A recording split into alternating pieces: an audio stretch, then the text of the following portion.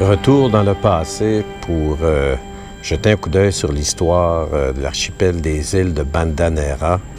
Devant nous, le fort Nassau, première construction militaire érigée par les Pays-Bas, probablement pour la Compagnie des Indes orientales, débutait à la fin du 16e siècle, à la toute fin, et l'ouvrage a été inauguré autour de 1605-1607.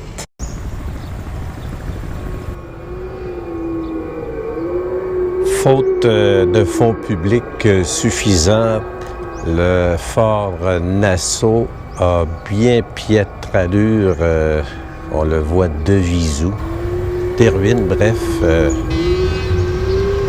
des ruines qui auraient peut-être mérité un meilleur sort. Finalement, les autorités hollandaises ont estimé que les installations du fort Nassau étaient trop basses pour résister à une éventuelle attaque. Il n'était pas question de perdre le précieux monopole du commerce de la noix de muscade. Donc, il a été décidé d'ériger quelques années plus tard, toujours au début du 17e siècle, d'ailleurs complété autour des années 1611, on a décidé d'ériger le fort Belgica. Et avec cette pièce militaire, on espérait du moins tenir particulièrement les Britanniques en respect. Ce sont eux qui se sont rapidement mis de la partie pour essayer de mettre la main sur la précieuse noix de muscade. Ils se sont installés sur l'île de Ronne, qui n'est pas très très loin d'ici. D'ailleurs, je devrais aller y répandre quelques bulles bientôt. Et sur l'île de Ronne, donc, les Britanniques aussi se sont mis à faire l'exploitation des muscadiers. Furieux, les Hollandais ont envoyé des troupes là-bas et ont tout incendié les plantations et ont négocié avec les Britanniques une paix relative en leur offrant une île. Vous ne devinerez jamais laquelle. L'île, donc, de Manhattan, et on sait ce que les Britanniques ont fait avec cette partie de l'Amérique du Nord.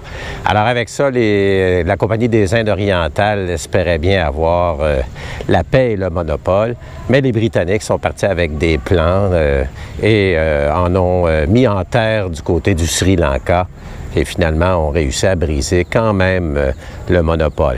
Pour ce qui est des populations locales, ça s'est pas bien passé. On sait souvent qu'est-ce qui arrive quand les Occidentaux mettent la main sur des territoires où vivent d'abord les Autochtones. D'abord, au début, peut-être une paix relative, mais rapidement, on a voulu les mettre à l'esclavage. Il y a eu, bref, une brève rébellion et quelques Hollandais ont été tués. Des troupes ont été envoyées à Banda Neira. Il y a eu génocide, allons-y, avec les vrais mots.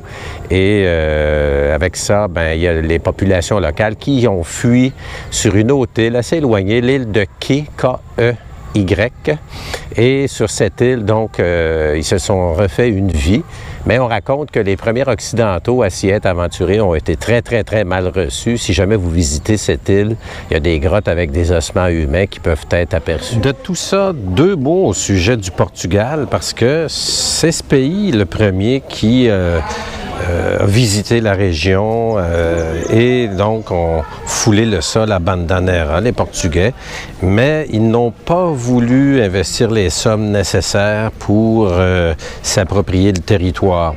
C'est ce qui explique leur brève présence et que les Pays-Bas ont rapidement occupé l'endroit. Ce canon est quand même assez de taille, d'une circonférence, assez petite. Je pense qu'il est du 15e siècle parce que les autres en bronze sont du 16e. Est-ce qu'il aurait été utilisé par les Portugais? C'est une bonne question, mais il est certain que la forme de cette pièce d'artillerie montre qu'elle date du 15e.